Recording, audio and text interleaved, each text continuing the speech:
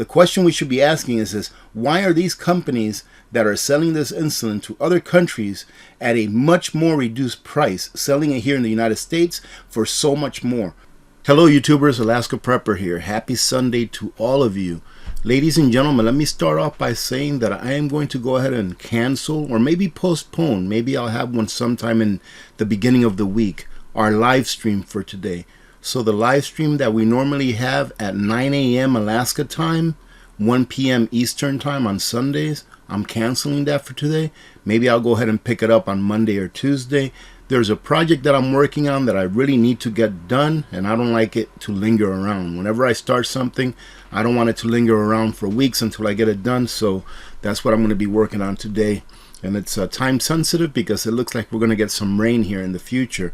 But today, ladies and gentlemen, we're going to talk about how Americans are dying because they can't afford insulin. And I went down the rabbit hole a little bit here, and it ended up in the same place that I think that in the future, when we have shortages and rationing and things like that, is going to end up. And I'm going to show you that here in a minute. But let's go ahead and take this journey together really quick. Now, ladies and gentlemen, let me start off by saying this. I'm sure that some people will comment in the respects of, well, Americans need to watch what they eat more. Americans are too fat. I know all about that, ladies and gentlemen. I'm a fat body, but that's not the point.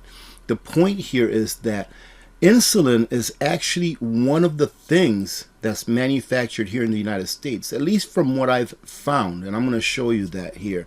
I believe that about 90% of the insulin that we consume here in the United States is produced by like 3 different companies. And those 3 companies we're going to go over really quick because I found something very interesting about them that I think will be something that's the common denominator with most companies here in the United States. And it only leads me to wonder if it has something to do with it, but I have to get to this first. Now, this story here is from 2021, I believe, and then I found a story from 2022, but the stories are countless. You can get on the internet and research stories from 2018, 2019, 2017, whatever, right? You can just keep going back, and they're countless. But my point is this. In the United States, we actually manufacture insulin, and it's sometimes 5,000% more expensive than what it is if you cross the Mexican border or if you cross into the Canadian border. Why is that when it's pretty much the same insulin? Well, this gentleman here is not going to find out because high insulin costs cost his life. After losing his job in insurance, Jeremy Crawford, 39, struggled to afford the insulin he needed to survive, and he tried using Walmart insurance, which was a lot cheaper, but it was not effective. Many insulins, even though they have the same branding behind it and say they're the same type of insulin, but different companies don't act the same way. And it says here, of course, some politicians like to point to Walmart price insulins and say that they are low-cost alternatives. Well, for some people, there's no alternative. It doesn't act the same. However, Walmart insulins just don't perform nearly as well as the more expensive insulins. He was not able to afford his insulin, and he refused to call 911, which obviously was a mistake. If you're out there and you don't have enough insulin and you're going into what is called diabetic, let me see if I can pronounce this, diabetic ketoacidosis, make sure that you call 911, ladies and gentlemen. The heck with the money. All right, that can be figured out later. But anyways, this gentleman passed away because he couldn't afford his insulin. Here in the richest nation in the world, supposedly, where we can afford to send billions upon billions upon billions of dollars to other nations, and our politicians turn down bills that actually help us here. Not sure if you remember this from one of my previous videos, but I went on a rant that here in the US we passed a bill to send $40 billion overseas, whereas here in the United States, the same day that we passed that bill in our House and Senate, or in our Senate, a bill was refused or rejected to provide small businesses and farmers here in the United States with aid as well. That's how much they care about us, ladies and gentlemen. Here is a story that I picked up from just a couple of months ago. I'm out of insulin and I am going to die. And I'll tell you what, that is so sad to have to read those words about here in the United States. Now listen, let me go ahead and make sure that I set the record straight. I don't believe that we should have centralized, healthcare. I don't believe that whatsoever. But whenever the government gets into something, they always ruin it. And whenever the politicians get bought out by corporations, they have free reign to do whatever they want to do.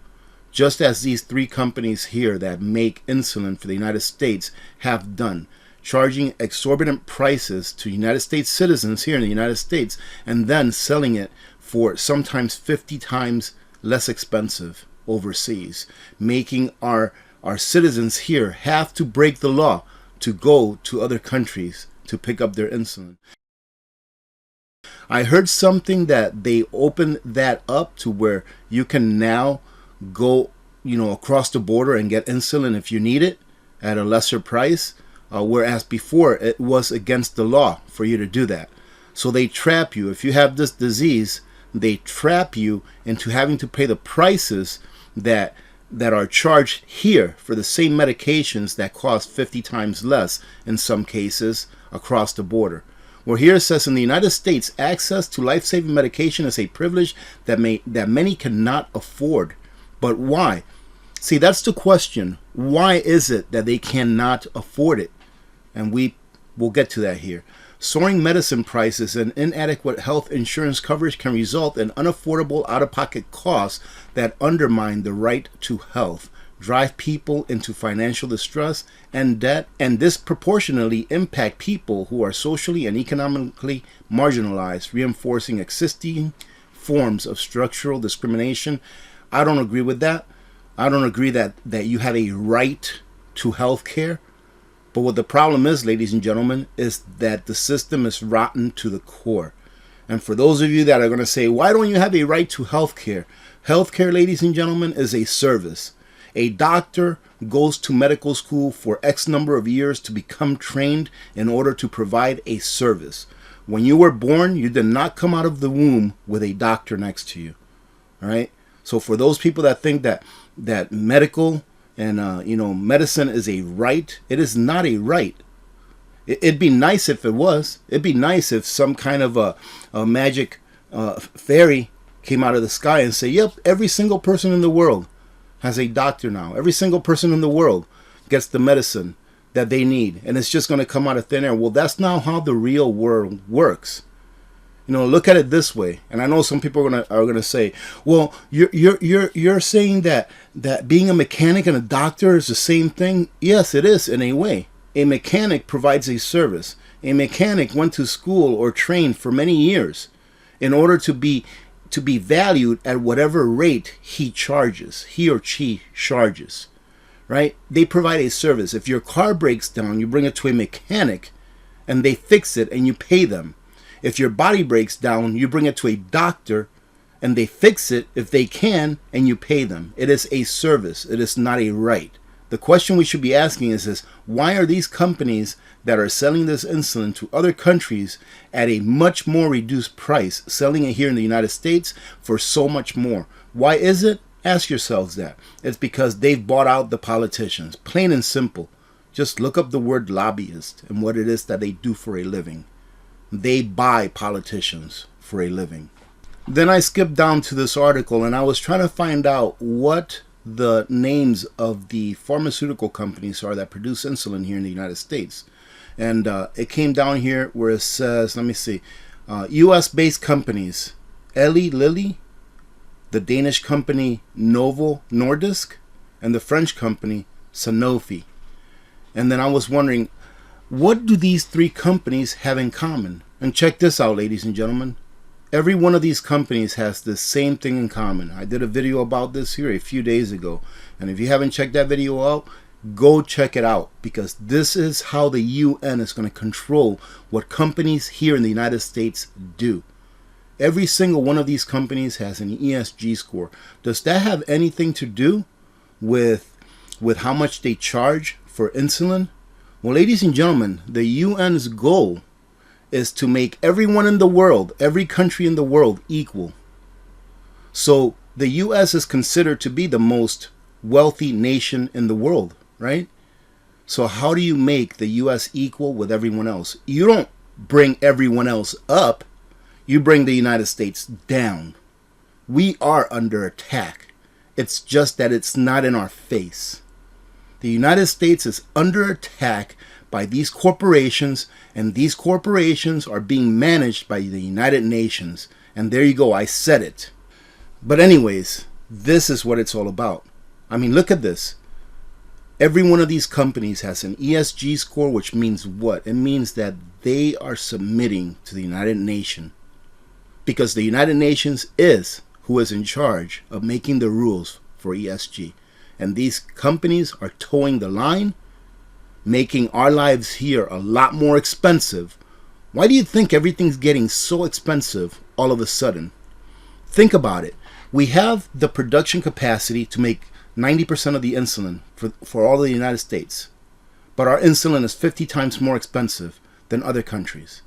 Think about this. We have the capacity to produce all of the oil and energy that we need here in the United States and pay 5 times less than what we're paying now for almost all energy.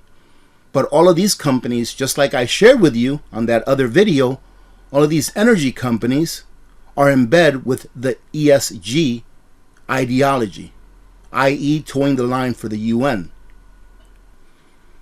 I went ahead and took a look a little further to verify that these are the three primary insulin manufacturers in the U.S. are Eli Lilly, Novo Nordisk, and Sanofi, that represent over 90% of the global insulin market and produce almost 100% of the insulin supplied in the United States. Now, if they produce 90% of the global insulin market and provide almost 100% of what we use here in the U.S., why is it that Americans are having to cross the border in order to get insulin that they can afford instead of buying it right here?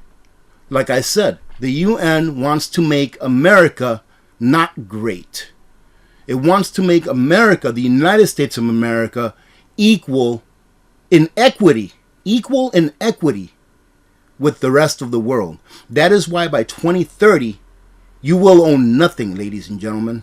I didn't mean to start getting a little bit hot in this video, but the more that I talk about this, the more that it is ticking me off, because these companies, American companies, and meaning that they're here in the United States, some of them are owned by other countries, by people from other countries, but here in the United States are charging us 50 times more for something that they're selling to other countries for 50 times less for the exact same product. Why is that? I don't know how we fix this, because I don't know how we stop buying everything, because it's almost every company now. For goodness gracious, I was watching, I think it was Kitco that I was watching, or Stansberry Research. It's a financial show.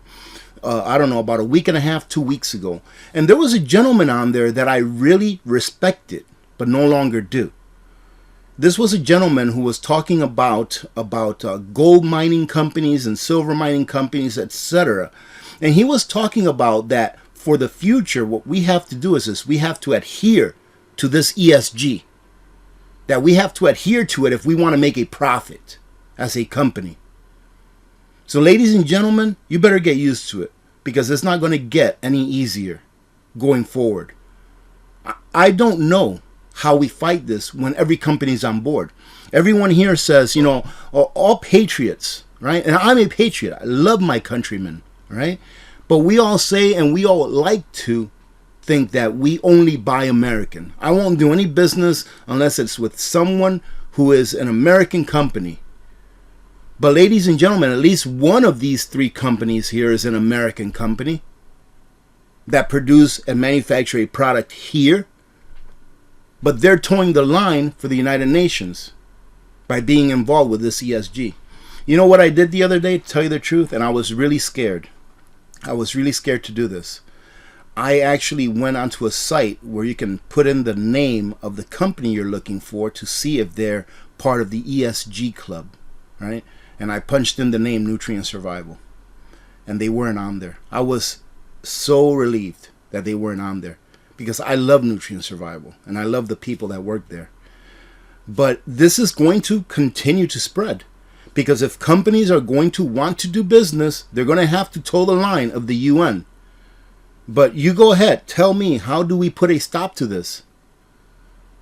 Unfortunately, the only way that I think that we can put a stop to this is to pressure our politicians into getting us out of this crap, whatever treaty this may be that we've gone with, and making companies not adhere to this, because they are not in it for us, ladies and gentlemen. All right, ladies and gentlemen, I'm almost done here, but this is probably the most important part of this video. I wanted to do something here for people that maybe are diabetics and need insulin, and maybe need some help with insulin. So I found this site, and I will leave the link to this in a pinned comment of this video. So I hope that if you need insulin, that you stuck around until now. But here it says the United States is in an insulin crisis. All right, now if you're struggling to afford insulin, these are the options. You click on this right here, or you can click on this as well, and it's going to bring you to this page.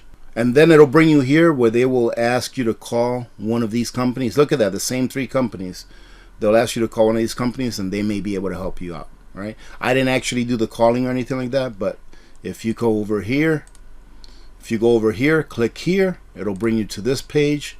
Start here, then it'll bring you to this page, and then maybe they can help you out. I have no idea how it works still, but if you do need help with insulin because you can't afford it, you might as well give it a try.